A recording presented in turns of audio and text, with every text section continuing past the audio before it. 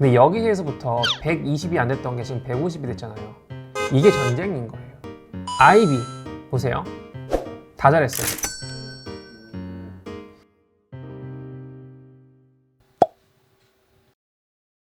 확실히 사실 이거는 저도 할까 말까 고민했던 건데 이렇게 관심 없으신 분들은 재미가 없을까 봐서 고민했던 건데, 자 보면 지금 PF를 들어가면 지금 가장 큰 문제는 뭐냐면 정확하게 인플레이션이 아니에요.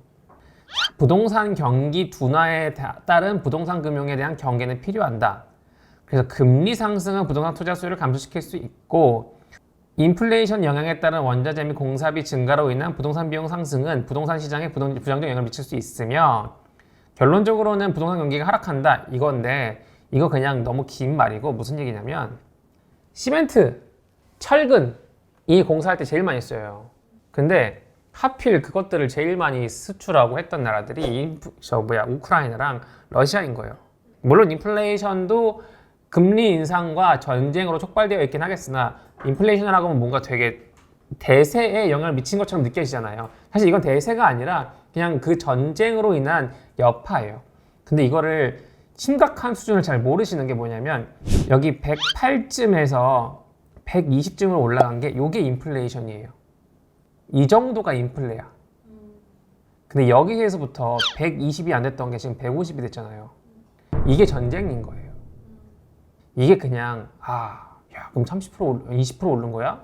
와, 이게 아니라 투자한 사람 입장에서는 투자 그 수익률은 똑같아요. 그러니까 월세가 공사비가 20% 올라간 만큼 월세가 20% 올라가면 매칭 되잖아요. 근데 월세 그대로거든. 공사비가 20% 올라갔어. 그러면 그 반대로 우리 수익률이 폭삭 가라앉는 거죠. 일단 그게 가장 큰 문제예요. 더 큰 문제는 뭐냐면 공사비가 밑도 끝도 없이 계속 올라가. 그래서 그 아파트 공사를 하다가, 원래 책임중공이라서 턴키 방식이라고, 이 공사할 때 2천억이면 내가 끝까지 다 지어줄게, 계약하자 라고 도장을 찍었는데 공사비가 2,500억인 거예요. 야, 미안한데 못해, 돈 더 내가 된 거고, 물론 법률적으로 싸우면 이길 수 있겠지. 근데 법률적으로 싸우고 어쩌고 하면 3, 4년 걸리거든요. 그럼 그 사이에 못 올라간 손해는 책임 못 져요. 아무튼 그게 지금 이게 되게 문제인 거예요. 거기에 플러스 뭐냐면, 여기 보면 미분양. 결론적으로는 판매를 조건으로 돈을 빌려주는 거예요. 무슨 이야기냐면, 내가 이 술을 100병 만들게, 만들어서 이거 100병 다 팔 수 있을 것 같으니까 100병 만드는데 돈 빌려줘. 이게 부동산 PF예요. 그러려면 이게 잘 팔린다라고 하는 증거가 있어야 되는 거잖아. 이 잘 팔린다는 증거가 바로 여기 보이는 미분양인 거야. 안 팔린 수. 근데 최근에 안 팔린 수가 급증하고 있어. 이거가 이제 부동산 경기의 하락, 부동산 투자 심리가 위축되었다라고 표현하는 거. 그런 거에서 기인해요. 그러니까 이거 만들겠다고 예전에 돈 잘 빌려줬거든. 근데 이제는 못 빌려주는 거야. 야, 너네가 아무리 잘 만들어도 안 팔릴 것 같은데? 야, 사람들이 투자 안 하잖아. 나 이제 못 빌려줄 것 같아. 이 얘기를 하는 거지. 거기에 조금 더 나가보면, 야, 이미 내가 돈 투자한 거 있어. 그거 어떻게 할 거야? 까지 가는 거예요. 그게 이제 PF 자체의 시장의 지금 문제예요. 금리 인상 시기에 PF팀에서 대응할 수 있는 방안이라고 하면 쉬워요. 미분양이 안 날 자산을 찾으면 돼요. 뭐 개포동에 오피스텔 지어, 안 팔리겠어? 여기 있는 이거 건설공사비 지수를 보면 이거는 우리가 컨트롤할 수 없어요. 금융사는 컨트롤할 수 없는 영역이에요. 금리 우리가 컨트롤할 수 없죠. 애시당초 주택담보대출이라고 하는 건 기준금리에 스프레드를 붙여 나오는 거고, 우리의 PF도 담보대출 플러스 얼마가 나오기 때문에 얘는 그냥 시장을 따라가는 거예요. 우리 욕심을 줄인다고 하더라도 한계가 있어. 문제는 PF의 키는 이거예요. 분양. 심리가 위축되었을 때 우리가 할 수 있는 건 무엇이냐? 심리를 되살린다? 아니지. 위축된 심리에서도 잘 팔리는 걸 한다. 이거밖에 없죠. 아무튼 1,100원어치 했는지 모르겠습니다. 자, 기업 분석입니다. 일단 첫 번째 봅시다. 얼마나 잘하고 있는지. 이건 22년도 2분기 순이익만 본 거예요. 절대적인 숫자가 그 회사가 좋다 나쁘다는 걸 이야기할 수는 없긴 하겠지만, 이게 곧 채용으로 연결될 수밖에 없기 때문에 하나씩 보면요, 한국 금융지주가 한투 브랜드거든요. 여긴 대부분이 한투예요. 한 80% 이상이 한투라서 22년 1분기, 22년 2분기 앞에서 어마어마하게 벌었죠. 이거 단위가 10억 원입니다. 10억 원. 10억 원. 10억, 100억, 1000억이에요. 분기에 3천억 버는 회사예요. 뭐 개 많이 번다 이게 아니라 개 많이 벌지. 근데 줄어드는 그 부분을 봐야 된다고. 보면 NH가 2,700억 벌던 회사가 올해 1,200억 벌었습니다. 1년 전과 비교했을 때 무조건 다 50% 깎였어요. 이걸 보셔야 해요. 그러니까 아까 말씀드렸던 것처럼 증권사 자체, 증권업 자체의 시황은 좋지 않다. 증권업 자체는 좋지 않다라고 여기서 해석하셔야 된다는 거예요.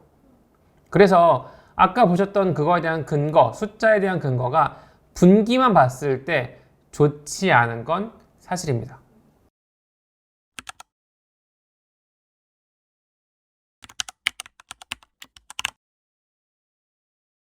그런데 하나씩 상세하게 보면요, 조금 더 달라져요. 아까 말씀드렸던 게 상세하게 보면 다르다 였잖아요. 이게 재밌는 게 뭐냐면 IB 보세요. 다 잘했어요. 다 잘했죠. 이 숫자를 그냥 5가 아니라 위에 있는 거랑 비교해야 돼요. 전년 대비 회사가 50% 감소했다고. 50% 감소했다고 보고 시작하자고요. 그런데 얘는 50% 증가했어. 이게 대단한 거예요. 이래서 삼성이 지금 IB를 키우려고 한다는 거지. 이래서 한투가 IB를 사랑할 수밖에 없는 거예요. 작년 2분기에도 한투는 남들보다 IB 수익을 잘했어. 그런데 올해도 개 잘했어. 이걸 보셔야 돼요. 한투는 IB를 잘한다라고 하는 게 여기서 나오는 거예요. 보면 결론적으로 작년 대비해서 IB는 다 성장했죠. 그러니까 모두가 여기서 사람을 뽑으려고 하고 있는 거고, 그러니까 회사에서 IB가 미래다 라고 하는 거지. 그런 점에서 보면 NH가 올라운드 플레이어가 되는 거예요. 보세요. IB 탑은 아니지. 근데 미래 삼성, 키움 비교할 만하냐? 아니야.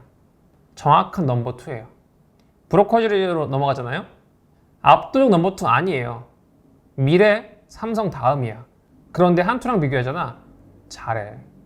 NH는 IPO, IB, 그리고 지점까지 다 잘하는 거지. 반대로 미래? 브로커리지 잘하지. 너무 잘하지. 그래. 지점 갖고 있는 거고 걔 중에 제일 잘해. IB? 나쁘지 않아. 못하네 근데? 그러면 미래는 생각보다 리테일을 잘하는 회사인 거예요. 이 비율을 보셔야 돼요. 지금 비율을. 삼성, IB 많이 뽑을 법하죠. 근데 회사만 보면 그래. 밑에 보면 이래요. 순이익 자체를 봤을 때 안 보여요. 이게. 지원하는 분들이 이것만 보면 전분기 대비해서 하락폭이 되게 높고요. 걔 중에 미래에셋은 그나마 선방해가지고 전 미래 가고 싶어요. 맞는 말이에요. 그런데 하나씩 까보면 이게 아닌 게 보이죠. 그래서 보면 결론적으로 이거예요. 여기에서 얘기하는 마이너스 60%, 마이너스 20%에 대한 의미는 별로 크게 없다라는 거예요. 보면 판관비 같은 경우가 판매관리비의 약자고요. 대체로 인건비와 임대료가 제일 많이 나가거든요.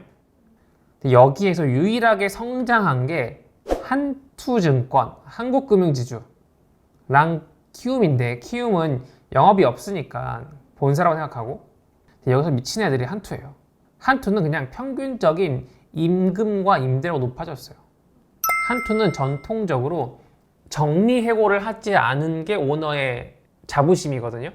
그러니까 이 와중에도 미친 척하고 사람들을 계속 뽑았어. 이걸 볼 수가 있어요. NH와 삼성이 빠르게 줄어들었죠. 이게 무조건 무언가 축소했다라는 거예요. 그게 사람을 잘랐건 임대료를 줄였건 무조건 이거밖에 없어요. 나머지 비용들은 그렇게 안 커. 그래서 한투는 여기에서도 약간 그 보수적인 성향을 볼 수가 있어요. 조금 더 밑에 보면요. 여기에서 지금 WM 수수료가 안 나와서 그렇지 WM 수수료만 봤을 때는 PB와 IB의 유의미한 성장이 있었다라고 하는 거. 헷갈리실 테니까 작년 말과 지금 6월 말 기준이에요. 왼쪽 오른쪽 요거는 봐주셔야 돼요. 드디어 아까 말씀드렸던 제가 원했던 그 지표가 나와요. 여기 더 밑에 보면 여기가 판매관리비라고 해서 인당 수익을 말하는 거거든요. 거의 이 판관비분의 번거를 따져보면 사람 대비 수익을 얼만큼 냈는지 그 퍼센테이지를 보면요, 여기서 보여요. IB가 판관비 대비해서 다 올랐어. 아까 보여드렸던 것처럼 수익이 올랐죠? 인당 수익이 얘가 제일 높아요. 한투가 6개월 만에 이만큼 올렸다라는 거지. 그러니까 인건비, 임대료, 기타 등등 회사 운영에 필요한 기본적인 금액 대비해서 수익이 올랐다라는 거예요. 이게 보이죠? 그래서 IB는 결론적으로 한투가 잘한다라고 이야기를 할 수밖에 없는 거예요. 미래 보잖아요. 자산관리, WM이 강한 회사인 거야. 미래는 생각보다 WM을 잘하는 회사인 거예요. 그러니까 저는 미래에셋에서 WM의 꿈을 키우겠습니다 라고 하면 맞는 말인 거지. 여기부터는 일부러 사실 면접 때문에 갖고 온 건데, 미래에셋 같은 경우에는 앞으로 IB에 대한 수익의 확장 또는 뭐 PB에 대한 확장 이런 것들보다도 해외에 관심이 많다는 거예요. 미래에셋의 해외 계열사가 늘어나면 늘어날수록 전반적인 ROE는 줄어들 수밖에 없을 거예요. 우리가 홍콩, 뭐 미국, 영국, 뭐 베트남, 브라질 이런 데서 IB 할 수 있을까? 솔직히 못할걸? 우리나라만큼 못할 거예요. 그러니까 수익은 늘겠지. 하지만 IB 자체 또는 판관비 대비 IB 수익은 고만고만할 거라는 거지. 오히려 줄어들 수도 있어요. 해외 자본이 늘어날 테니까. 자, 한투 같은 경우에는 이 오너가 갖고 있는 회사인데 한투증권 중심 회사예요. 수익의 76%를 한투증권이 차지하고 있습니다. 그래서 여기서 얘기하는 건 뭐냐면 한투 자체는 이제 증권 사업이 기반이 되어서 뭐 여러 개 한다. 그 중에 하나가 카뱅이다. 뭐 이런 얘기를 하고 있습니다. 최근에 한투가 엑셀러레이터도 만들었고 뭐 이렇게 다각화를 하고 있어가지고 금융업에서 다각화를 한다 뭐 이런 거고요. 업계 수위의 사업 경쟁력 기반 우수한 수익성 실현 중. 그러니까 증권에 돈을 잘 벌어서 IB에서 돈을 좀 짭짤하게 벌어가지고 여기저기 돈을 돌리고 있다. 이렇게 이해하시면 되겠습니다. 그래서 아주 가볍게 기업들이 뭘 잘하고 있는지, 또 만약에 여러분들께서 면접을 보실 때 어떤 이야기를, 그러니까 내가 그 기업에 대해서 어떻게 알면 좋을 건지를 좀 극단적으로 보이는 숫자 몇 개만 가지고 빠르게 말씀을 드렸습니다. 아무튼 그래서 보면 생각보다 잘 보이잖아요. 어쨌건 IB는 크고 있어요. 그리고 자산관리 쪽도 다음에 준비한 거에서는 잘 크고 있습니다.